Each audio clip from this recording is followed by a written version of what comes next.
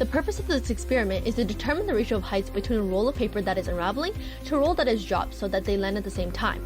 This experiment will require 2 rolls of toilet paper, a measuring tape, and a recording device. The equation to determine the ratio of heights can be derived using 3 different methods.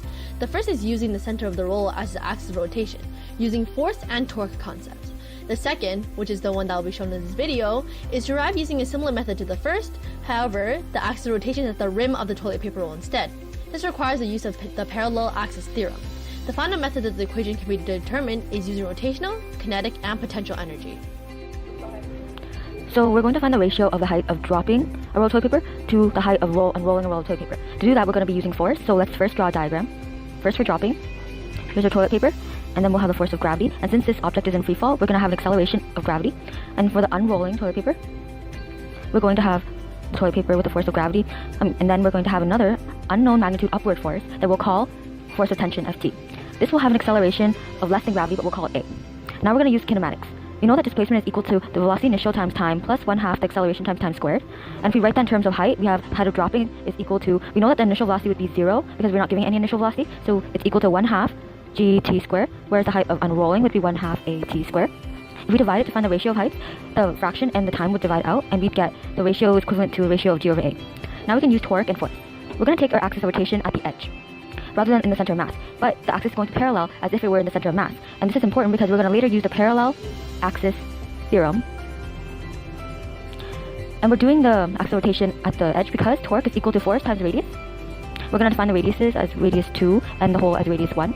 So if we were to have the force acting on the axis of rotation, then radius is going to be 0 because radius is the distance from the force of where the force is acting to the axis of rotation. So the torque from this force will be equal to 0. So the sum of the torques will be only dependent on the force of gravity, which would mean it's mgr2. But torque is also equal to the rotational inertia times the angular acceleration, which is alpha. And from the bridging equations, we know that's equal to the tangential acceleration over the radius. We can write it like this. And then now we have g and a, so we want to rearrange it so that it looks like g over a because that's equal to the ratio of heights. So we have g over a is equal to the rotational inertia over mass times radius squared. Now rotational inertia, since we're not taking it at the center of mass, we're going to use the parallel axis theorem, which states that the rotational inertia is equal to the rotational inertia as if we were taking it at the center of mass plus mass times d squared, where d is the distance from the axis of rotation to the center of mass, which in our case would be r2. Now ICM is something you'd have to look up, and it's equal to 1/2 the mass times radius 1 squared plus the radius 2 squared.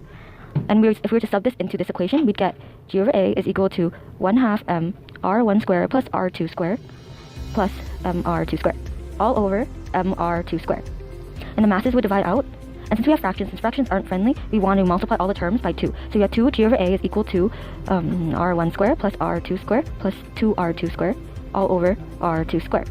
And now dividing it by 2 on both sides, we'll get this. And since this fraction is equal to the ratio of the heights, then we're going to get the ratio of the heights is equal to r1 squared plus 3r2 squared, all over 2r2 squared. The radius of both toilet papers were measured to be 6.2 centimeters from the center to the outer rim and 2 centimeters from the center to the edge of the hole in the middle. We found the ratio between the two heights to be approximately 1.5.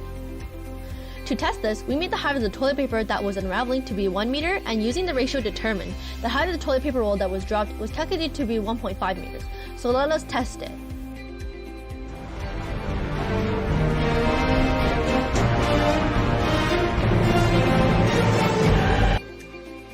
In conclusion, from our experiment, we verified that the ratio of heights between two identical toilet papers can be determined using the equation shown, derived from physics concepts learned in class.